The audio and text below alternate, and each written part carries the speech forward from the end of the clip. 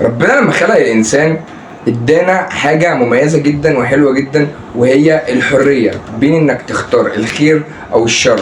بس في حاجة مهمة جدا، وهي ربنا قال لنا في القرآن دوت طريق الخير. طريق الخير دوت هقول لك فيه لو مشيت فيه هيحصل لك 1 2 3، وده طريق الشر لو مشيت فيه هيحصل لك 1 2 3. حلو جدا. طيب طالما ربنا قال لنا في القرآن ده الخير وده الشر وادانا حرية الاختيار، ليه ناس كتير جدا دلوقتي يعني فاسدة مثلا او وحشين او بيمشوا في طريق شر او الكلام دوت؟ وده موضوع الفيديو النهارده. جاهزين؟ يلا بينا نبدأ الفيديو.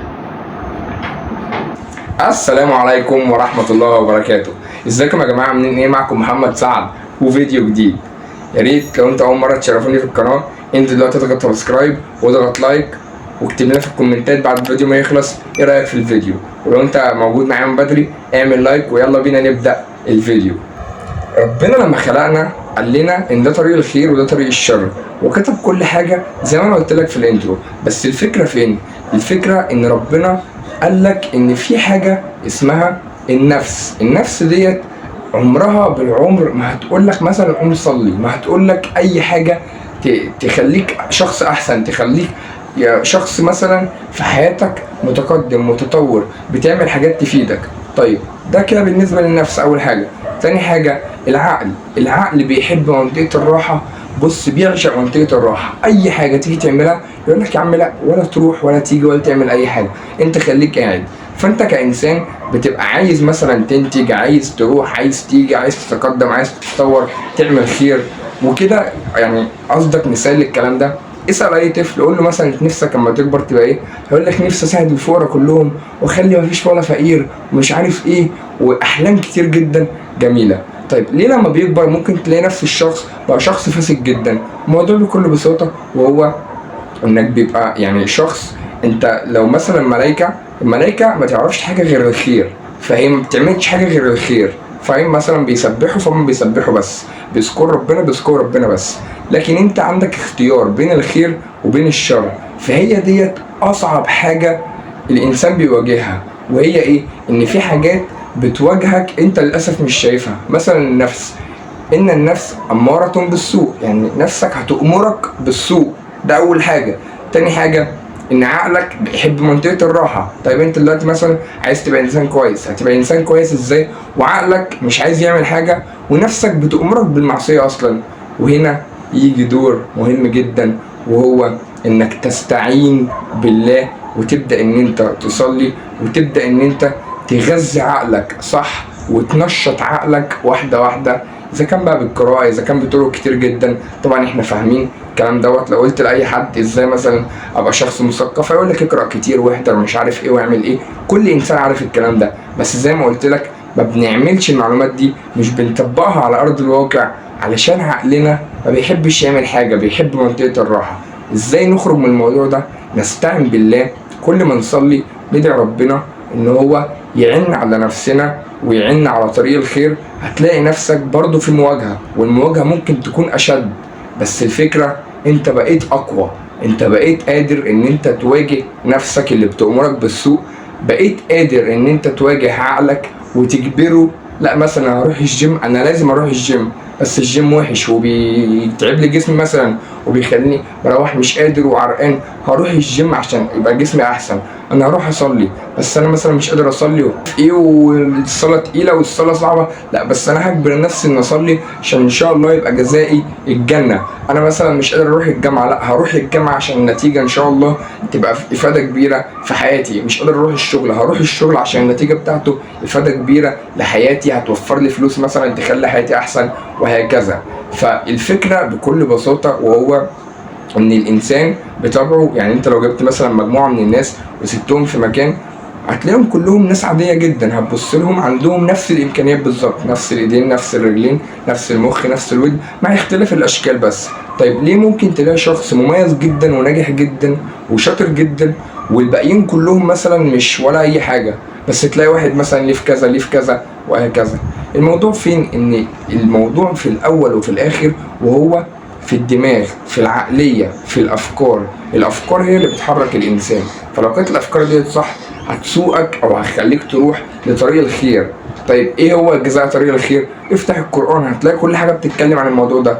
هيقول لك ان اللي بيعمل خير بيبقى طريقه ايه، لو مشيت في طريق الخير هيبقى جزاك ايه في الدنيا، في القبر، في الاخرة، في الثلاث حيوات. تمام. طيب لو جزاك شر برضو تمام، براحتك اللي انت عايزه، بس برضو ايه هو هيبقى جزاءك؟ يعني الموضوع بكل بساطة، وهو انك لو سألت اي انسان برضو هيقول لك يا ابني صلي، يا ابني مش عارف يعمل ايه، يا ابني يعمل ايه، كلها حاجات خير جدا. ممكن يكون هو مش بيعملها بس بيقول لك عليها. طب هو ليه بيعمل كده؟ عشان زي ما قلت لك المخ بطبعه بيحب الراحة، والنفس برضو بتأمرك بالسوء بالمعاصي وهكذا. فنعمل ايه؟ نستعين بالله، نجبر نفسنا على ان احنا نثقف نفسنا. لو كل يوم فيديو 5 دقايق نشطت فيه عقلك، بدأت تشوف فيديوهات تحفيزية، فيديوهات بتتكلم عن الواقع، بتخلي مخك أحسن مثلا في مجالات مختلفة، تقرأ كتب، تبعد عن التيك توك والفيديوهات الريلز الصغيرة جدا اللي هي حرفيا بتعمل لك في مخك تعفن للدماغ، تلاقي نفسك مش قادر تقرأ حاجة، مش عارف تقرأ حاجة. وده موضوع كبير جدا ممكن نتكلم عليه في فيديو لوحده. بس لو انت بعدت عن الحوار دوت وبدأت تستبدله بعادات إيجابية، هتلاقي حياتك فيها اختلاف كبير جدا جدا جدا. بدأت تبدل عادات سيئة بعادات تانية كويسة جدا. زي ايه مثلا؟ زي ان انت بدل ما تضيع مثلا في اليوم 5 ساعات، لا انت بقيت مثلا بتضيع ساعة واحدة. يعني مش هقولك مش هتضيع ساعة واحدة مثلا، بس ال4 ساعات دولت هتستخدمهم في ان انت تفيد حياتك. تفيد حياتك في ايه؟ في كل جوانبها. اذا كان في الصلاة طاقة روحانية، اذا كان في الشغل هتوفر لك حاجة كويسة جدا في حياتك وهتوفر لك فلوس تسهل لك حياتك، اذا الجيم فجسمانيا وهكذا. فهتلاقي نفسك بتطور نفسك في جميع جوانب حياتك، والموضوع بسيط جدا، وهو عادة سيئة تستبدلها بعادة تانية إيجابية هتخلي لك حياتك أفضل بكتير. وافتكر دايما في الموضوع دوت إن طالما نفسك كده كده هتأمرك بالمعصية وبالسوء، فأنت خليك عارف إن في موضوع تحدي في الحتة دي، فالتحدي ده أنت لازم تكسبه. مفيش راجل بيخسر، او مفيش واحدة بتخسر، عامة مفيش انسان بيخسر. فانت لازم تكسب الموضوع ده. تكسب الموضوع ده في ايه؟ انك تقاوم نفسك وتكون قوي جدا مع نفسك في حتة ايه؟ انا مش هخلي الشيطان مثلا يضحك عليا، مش هخليه مثلا يخليني ما اصليش. ليه؟ وانا عارف ان انا لو صليت تبقى حياتي احسن. فالشيطان يضحك عليا ليه؟ لا مش هيضحك عليا. انا هنزل الشغل الصبح صعبة، لا بس هنزل عشان النتائج بتاعتها حلوة في حياتي وهكذا. وفي مقولة حلوة جدا سيدنا علي بيقول ان لو كل حاجة استصعبناها في حياتنا ما قامت للناس دنيا ولا دين. فلازم تعرف ان اي حاجة، مفيش حاجة سهلة، بس الفكرة ان الحاجة الصعبة ديت نتائجها هتدوم في حياتك وهيبقى النتائج بتاعتها حلوة جدا. ما تفضلش تركز على مثلا ان طريق الشر. على فكرة طريق الشر مش سهل، هو برضه صعب جدا. صعب في ايه؟ انت بتعمل حاجات سهلة، مثلا تشرب سيجارة، دي حاجة سهلة جدا، بس سلبيا في حياتك بعد كده طول عمرك، سلبيا في المجتمع اللي انت فيه، سلبيا في نظرتك انت لنفسك. انت بقيت انسان هش جدا، ضعيف جدا، ما تقدرش تعمل اي حاجة، فاهم؟ فهي سلبية عليك في الوقت الحالي، وسلبية عليك بقيت عمرك عامة. فليه؟ وحاجة وسطاني جدا، وهو ان في ناس كتير جدا الفترة دي بدأت تفوق لنفسها.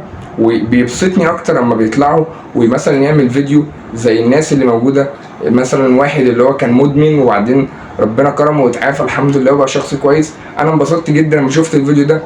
يعني واحد الحمد لله كان طريقه وحش جدا جدا، وفجأة واحدة اتغير 180 درجة، بدأ يفوق لنفسه، ربنا رزقه الهداية الصح، فبقى شخص جميل في حياته. انت كمان لو كانت اي عادة في حياتك سلبية او اي عادة وحشة، لازم تجبر نفسك صح بمخك وبأفكارك انك تخليها ايجابية. وافتكر دايما ان قدامك طريق الخير وطريق الشر. ربنا ادانا الحرية اذا كان خير او اذا كان شر. وبس كده، الى هنا تنتهي حلقتنا النهاردة. لو استفدت من الفيديو ولو 1%، انزل اضغط لايك واعمل اشتراك في القناة لو حابب المحتوى بتاعي، وشاركه مع اصحابك، وانتظروني ان شاء الله في الفيديوهات القادمة. وخليك عارف ان طالما انت بتعمل حاجات صح في حياتك وحاجات صعبة، يبقى النتائج بتاعتها هتبقى في حياتك جميلة جدا. وبس كده، سلام.